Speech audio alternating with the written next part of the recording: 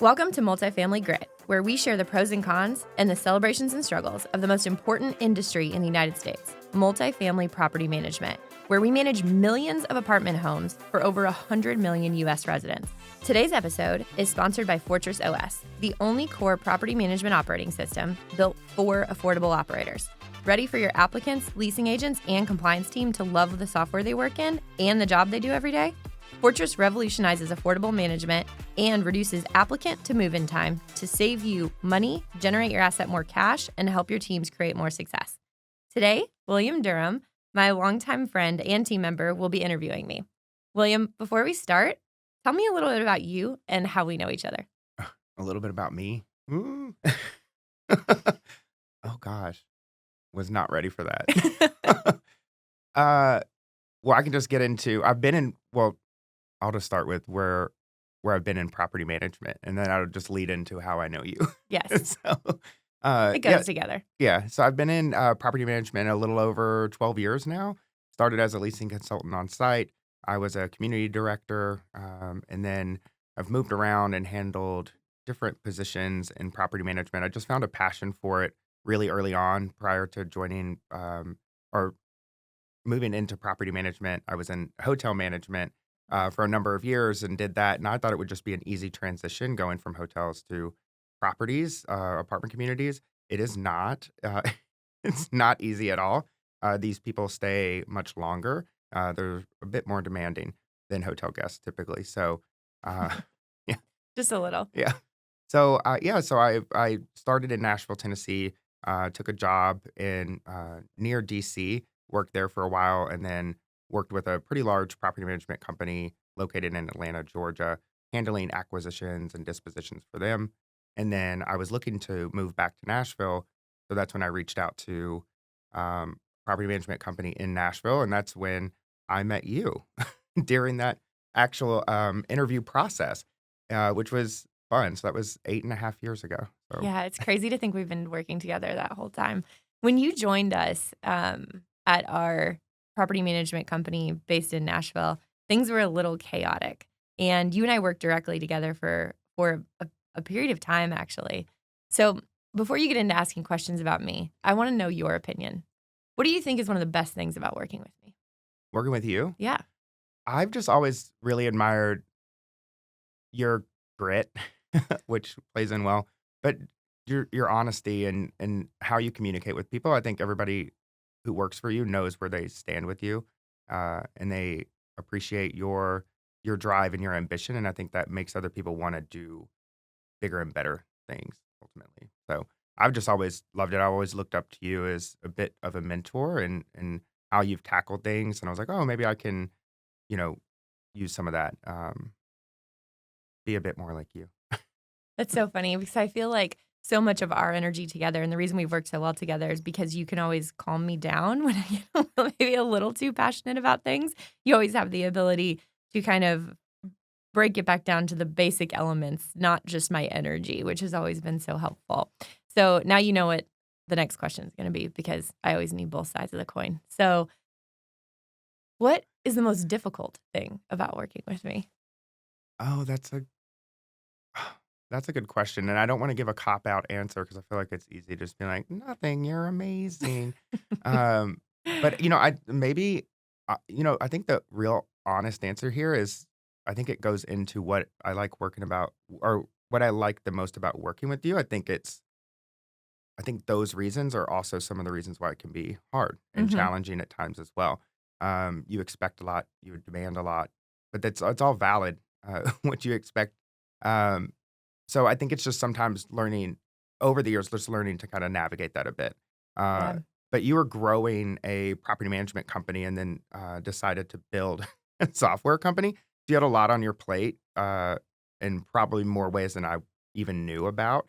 So just trying to be there and provide support while you continue doing what you needed to was always just a focus of mine. Yeah. You know, I think that was a very nice way of saying what someone has said to me several times, actually. One of our team members, Shayna Newman, has mentioned to me multiple times that I can jump to conclusions too quickly. So, and bringing that, yeah, apparently that resonates. So, bringing that along with my passion, can sometimes lead to frustrating results for our team, right? Because, like, if I hear something or see something or think something and I jump to a conclusion about it, then I can put a lot of energy into something that maybe wasn't even necessary if I had just calmed down, which I think you always bring to the table. So, Tr which is why I'm super excited for you to do this with me today. and I'm excited to be here as well, but I just to jump back, I think all that's true, but you're also the first one to say that you like to argue and you wanna have the conversation, so if you're thinking Mhm. it or feeling it, like, let's address it, let's talk about it, because and you've said too in the past, like, you're not always right. So, if you have a different opinion, let's discuss it and find the best way forward. So I think that's important. You need that in a leader who's not just, "It's my way or the highway. Do this or get out," you know? You've never Yeah. been like that, Yeah, so thanks. I agree. I actually think that it's the biggest compliment that a leader could ever have. Like the biggest story of success for a leader is when I am proven wrong by my team, which you do for me a lot. Everyone on the team does actually, because then it makes me feel like I'm just really great at hiring people, which is probably the most important skill I have yeah. anyway. So, agreed. Well, it's funny, it's been 8.5 years since we've been working together. I don't think 8.5 years ago, either one of us would think that we'd be sitting here in front of microphones recording a Absolutely not. podcast episode. So that's interesting. But, I think I just wanna ask you some questions now with that being said.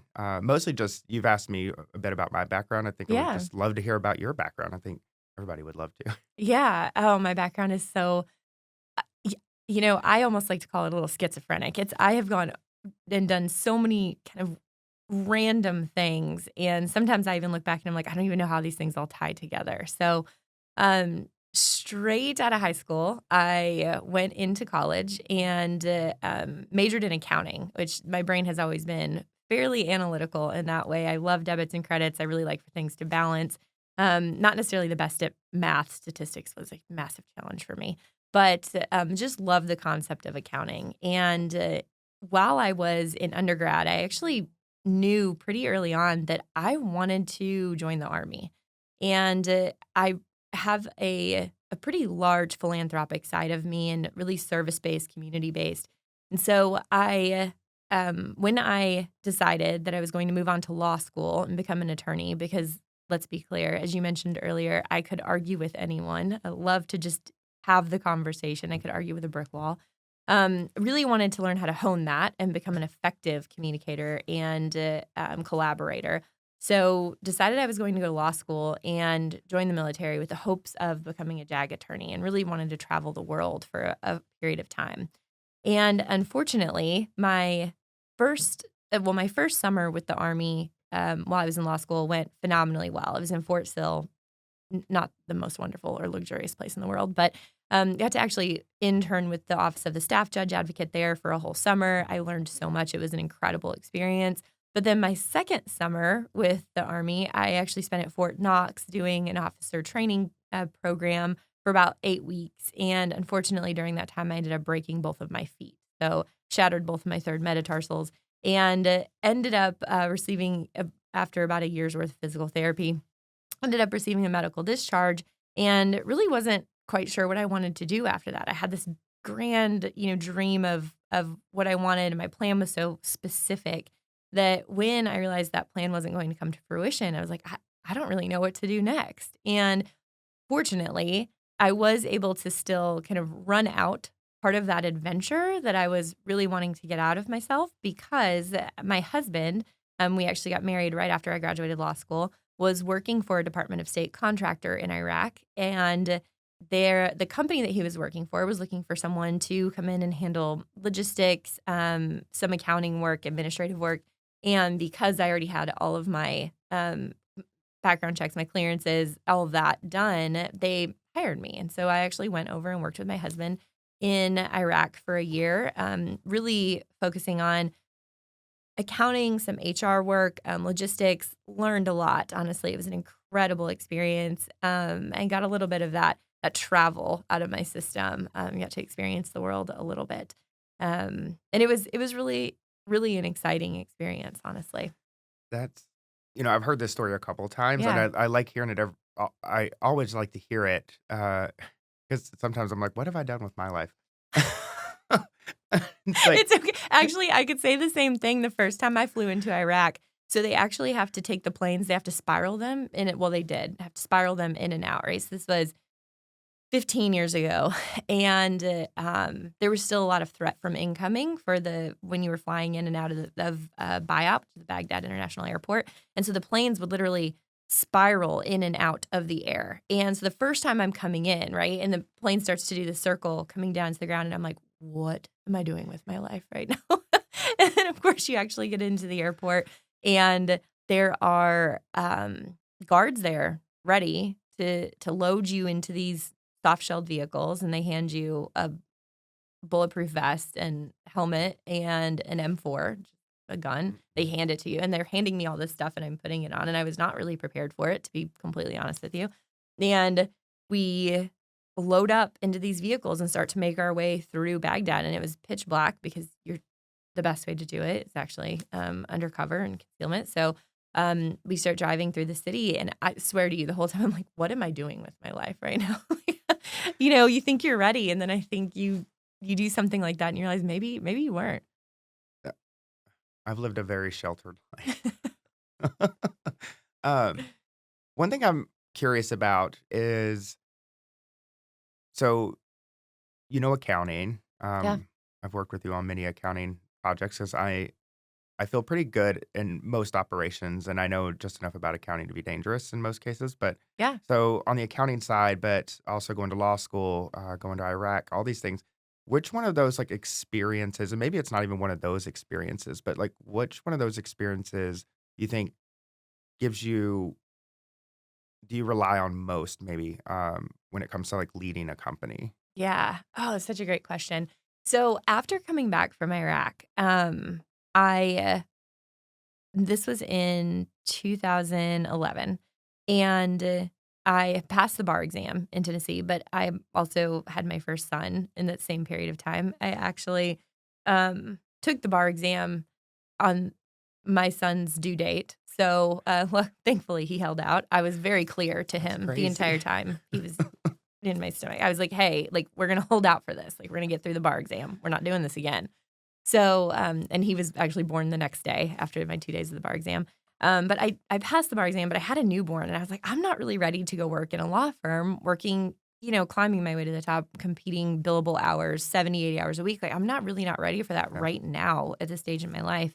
And so I ended up taking a job with at the time, a Fortune 500 recruiting firm where I had actually gone to them to interview to try to just find a part-time accounting position. And they ended up making me a job offer, which was interesting because I'd never been in sales. So I say that to say, and then that position actually is what led me to finding Elmington, the real estate company based in Nashville, because I was trying to help them fill an open position.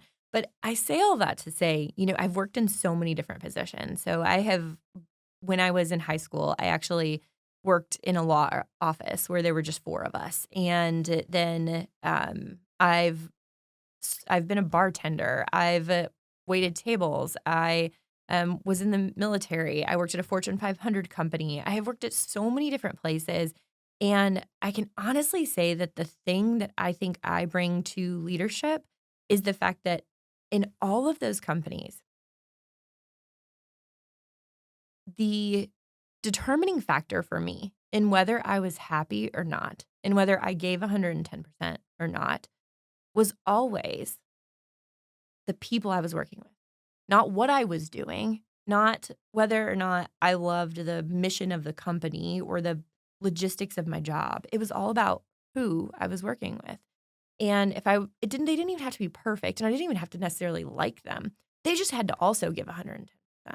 So, right, if I was working with other overachievers, then I was like, yes, like we're on a mission, we're going to make something happen. This is incredible. But if I was working with underachievers, then I was just uh, frankly, just annoyed all day, right? And like, Yes. give me their salary too. Like, I'm literally doing their job. Like, they're Yeah. just making things worse. Like, get rid of them. Like, we can do so much better.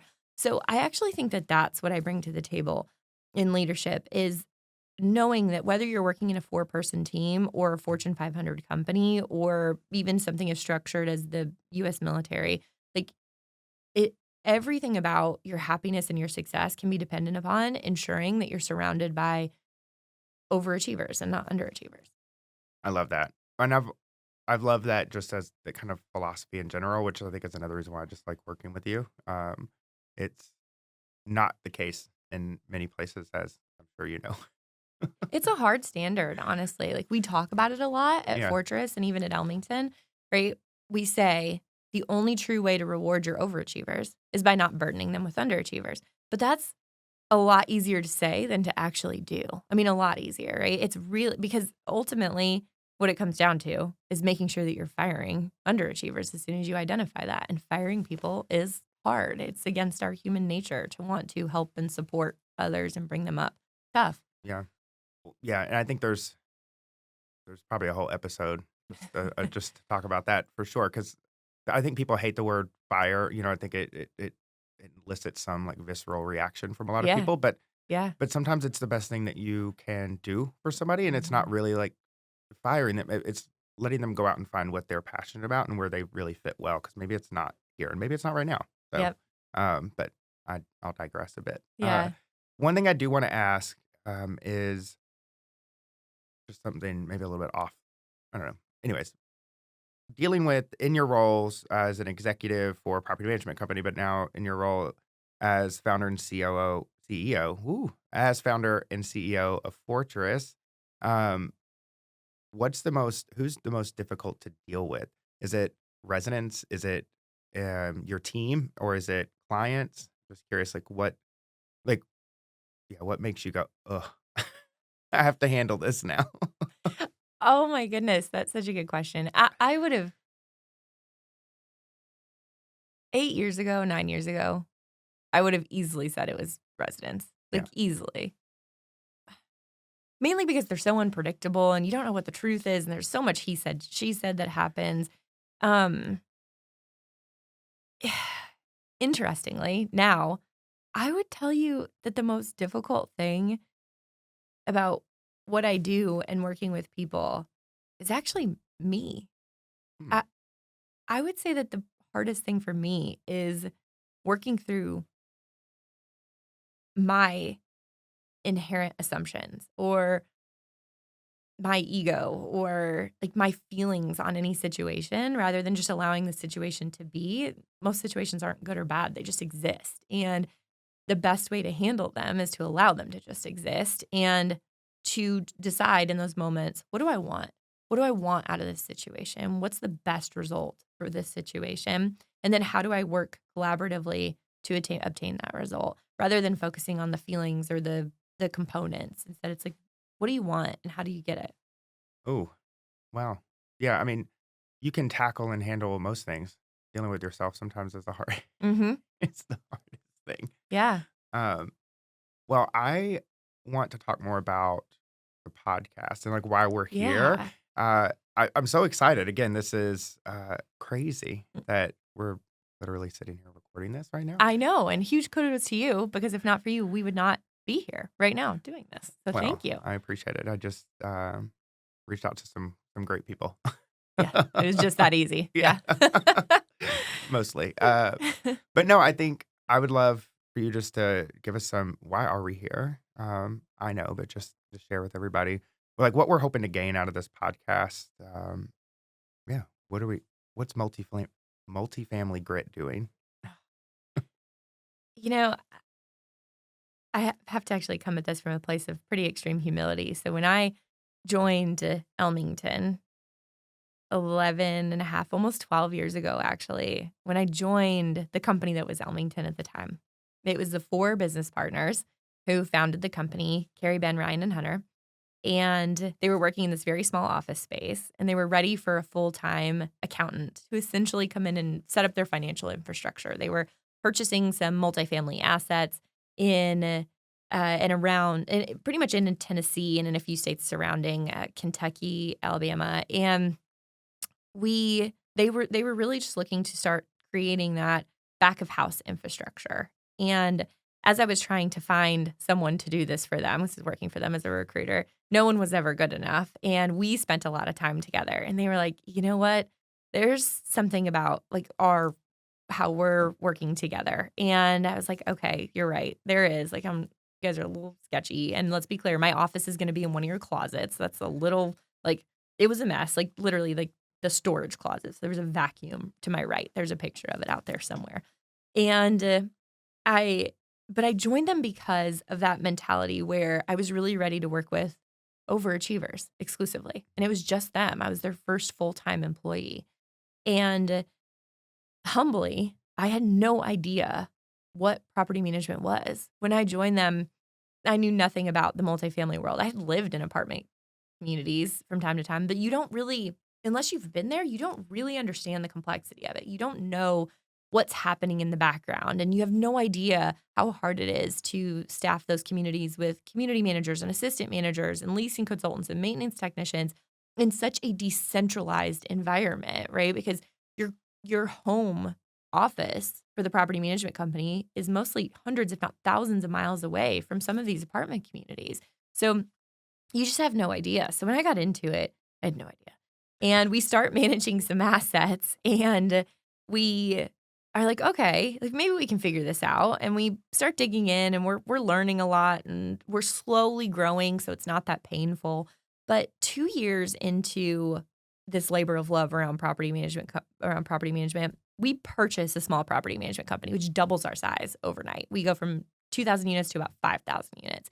And a few months into that, we kind of look up and we're like, we have no idea what the hell we're doing. Like this, it's tough. The assets, some of the assets were doing pretty well. Some weren't. The property management company was not doing great. Like we had no plan, no structure, no process. It was like we had just kind of merged these two entities together and we're just kind of winging it. And I was involved a lot in the back of the house, but a few months into that experience, those original four business partners, our main partner, our main CEO, his name is Kerri Rosenblum, phenomenal human, also much like myself, probably a difficult human, came to me and was like, hey, you should probably have a bigger role at Elmington Property Management. And at the end of the day, I know that either you're gritty enough to help us figure out how to make this thing successful, or you'll be honest enough to tell us that this isn't the direction we want to go. So let's figure this out together. So he and I worked really closely together for the next few years to figure out what was and wasn't working there and how we could create a company that could create long-term success. And through that process, we both really quickly realized that there were two things that we had to fix immediately. First and foremost, the people, right? The people were the crux of our success or failure. And so we dove into finding really great people, you being one of those people, Well, thanks. to join us. No, thank you.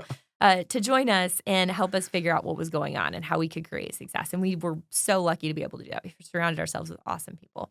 And then second, we realized that it wasn't just about giving amazing people to work with. We needed to give them the right resources, the right tools to be successful. And one really important tool in multifamily is technology.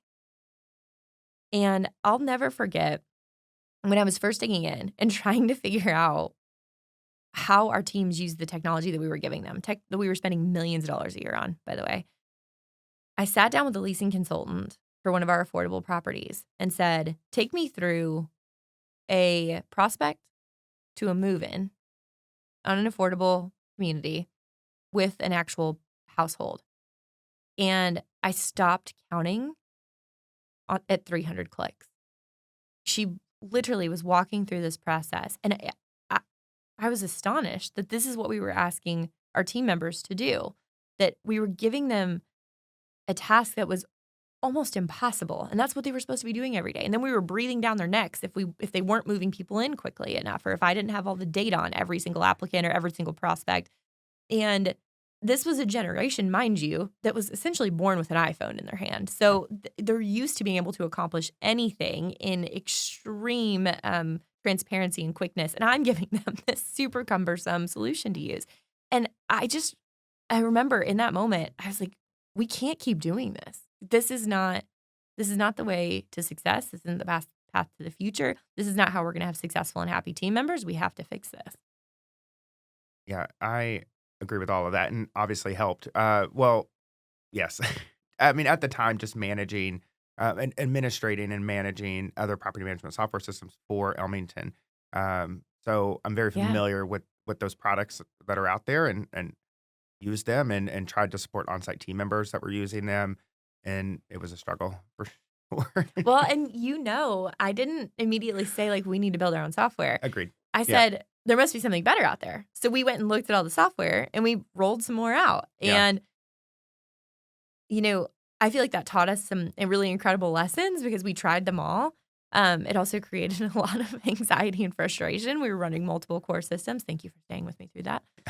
Um, and but at the end of the day, we realized there wasn't a software that was built for large scale, multifamily, affordable operators. There just wasn't.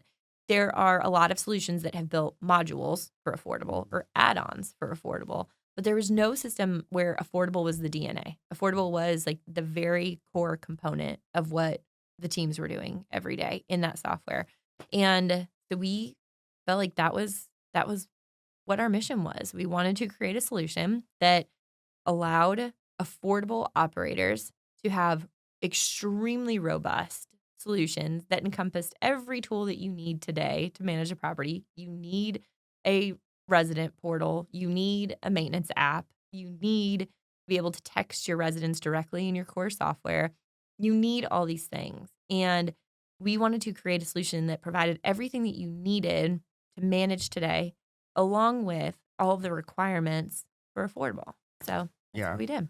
Yeah, it's been I mean, it's been a journey, but it's been an exciting journey. One that at the beginning made me a little bit nervous just because I had encountered other property management companies in the past who had tried to do something Yeah. similar, and it didn't go well. And they Yeah. ended up they spent all this money and time, and then they just ended up reverting back to software that's out there. But we haven't done that. Yeah. And it's a thing we're hearing more and more from our current clients and from groups that we're speaking with that what what's been built is working and there's a Mhm. need and people love it. So Yeah. it's been really exciting for me just to be a part of that story. So um and I appreciate you sharing that the backstory kind of like behind why Fortress. So if we fast forward to now, uh and we're like you came to me and you're like, I want to start a podcast. Uh and so we figured it out, right? Right. And now here we are. So, the idea behind this, and I'll ask you a question, let you get more into it, right? Is an opportunity to connect with other property management operators, people in this business who have a lot to say, don't always have the platform to say it. So, interview styles, right? To be able to have Mhm. conversations. Just what are your thoughts there? Like, why was that such a passion for you? Yeah. I again go back to the humility of getting involved in multifamily. You have no idea how hard it is until you have literally walked in the shoes. I We have faced some really incredible challenges in property management. And, I go back to our experiences of, floods and tornadoes and the broken sewer pipe under a building that displaced like 16 families that, in all honesty, some of them even helping them through the displacement process when they don't speak English. And, I'm trying to get them into hotels where, even if I have a translator, the hotel may not, and even them, understanding how to manage transportation because they didn't have a vehicle. They were on the bus line. So how do they handle getting from their kids from the hotel to school when they're displaced? Like just seeing how incredibly impactful multifamily is, right? This industry, one that's kind of hidden behind this private curtain where a lot of people don't see it, they don't understand it until you've actually been in it. It's so hard, it's so intense, and yet I would say it's arguably one of the most important industries in the United States, if not the most important. And we're providing housing for millions of people in the US. And it's so important to shine a light on this industry and the pros and cons, the challenges and the successes, and allow them to share their stories. And I've met over the past almost 12 years in this industry, I've met so many incredible people who have taught me so much and have such phenomenal stories to share that I'm really excited to bring those to this show. Yeah. I love that.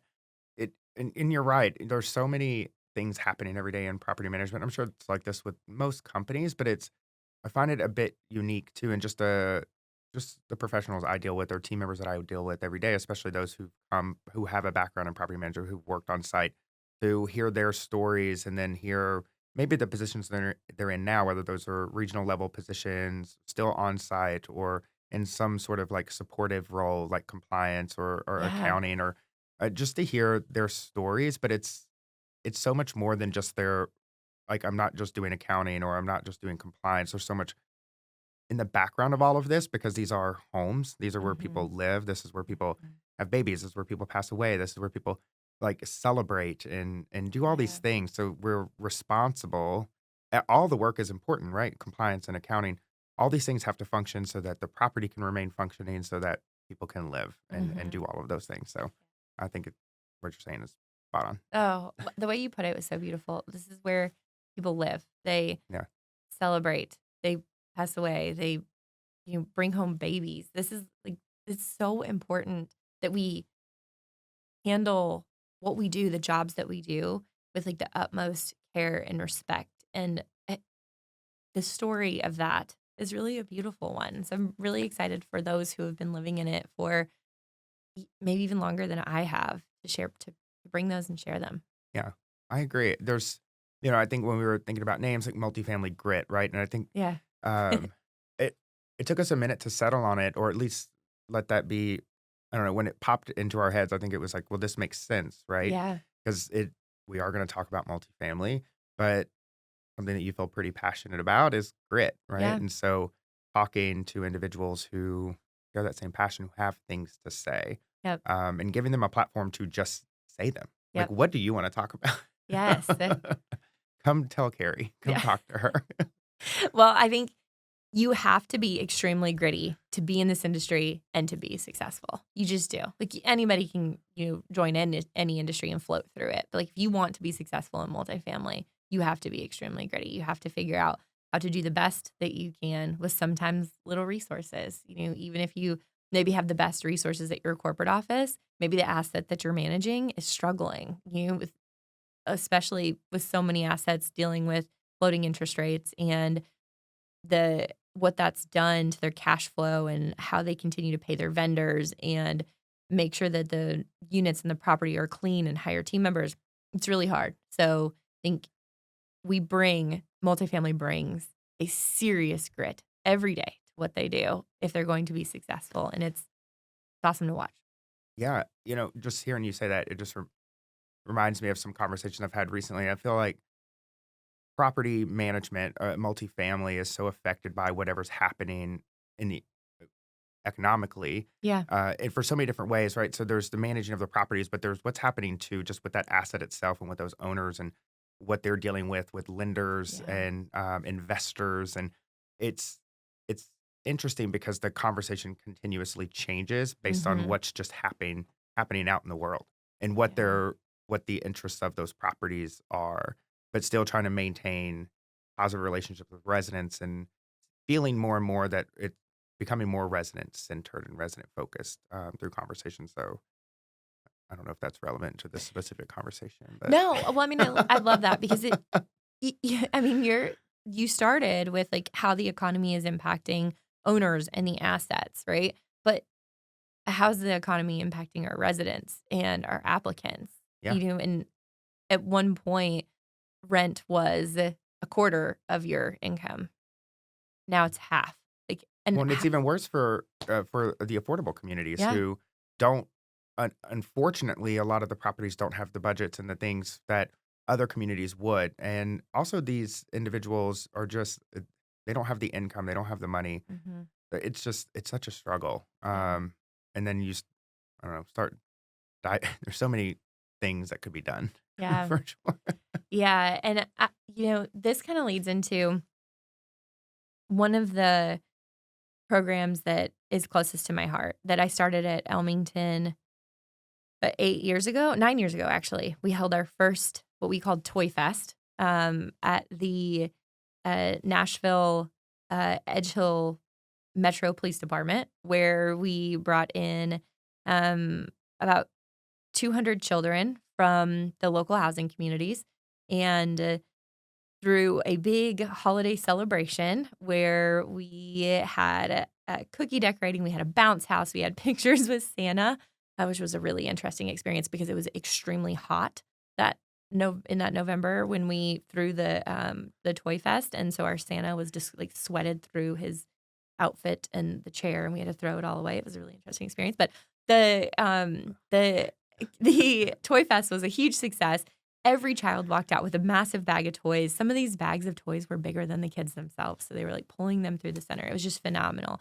And that actually led us to eventually evolving that into the nonprofit that exists today, Elmington Elevates, which currently provides multiple programs throughout the U.S. But one of the biggest ones is the program that we call Elevate You, which is a free after-school education program provided for over 100 children in inner-city Nashville at Title I schools, where we provide free after-school snacks, free care, free programming to these children in a space where we're now adding back tons of money to the community, where single mothers have the ability to continue to work extra hours, so they don't have to leave work at 3 p.m. They can actually stay until 5 or 6 and then come pick their kids up afterward. Where the children feel safe and cared for, and they're not walking home alone. And it's really created this incredible feeling in the community, and we're trying to figure out how we can bring that programming to other affordable communities, to your point, because these affordable communities need a lot of support. And that's where Fortress came from. It's really where Elmington came from, creating affordable communities, Fortress to provide the support, and then programming like Elevate You to provide additional services to these communities to just continue to give back. So everything that we do, our companies are really focused on this affordable component. And that's really why we've kind of led into this podcast. We want to continue to share those stories. Yeah, I did not get to go to the first one. I wasn't here yet, the first Toy Fest, but was here for the second one, and I've participated in some of the Elmington Elevates events, and they're always wonderful. Yeah. Just to be able to hope that you're making an impact in a positive way on Yeah. communities that maybe otherwise just don't have that access. So I think Yeah. it's great. Yeah. Well, what else, anything else you want to share on multifamily grit? Anything? I would just say that people in this industry I admire so much, and I continue to be inspired by and impressed with what we do as an industry, and wanting to continue to bring focus to it and enthusiasm around it, because this industry is just going to continue to grow, and we need really great people to continue to bring their passion and their grit to the table in order to make sure that it's successful. So that's what we're here for. That's what you and I are here for, and I'm excited to continue the story. Yeah, same. I think that's about it. We can probably wrap things up. I don't have any fun final thoughts or final words. I'm just excited this this podcast. I'm really excited just for the opportunity for you to connect with other people in this business and have conversations that I just don't think we're really hearing. Most of them seem to focus on just like high level business and money making, but I think a lot of these conversations are going to be in ways that a lot of people can relate to their experience in whether they work on site or whether they work in a corporate office for a property management company. So that's what I have to say. I'll let you give the final thoughts, final words. Yeah, let's go hear their stories. Yeah.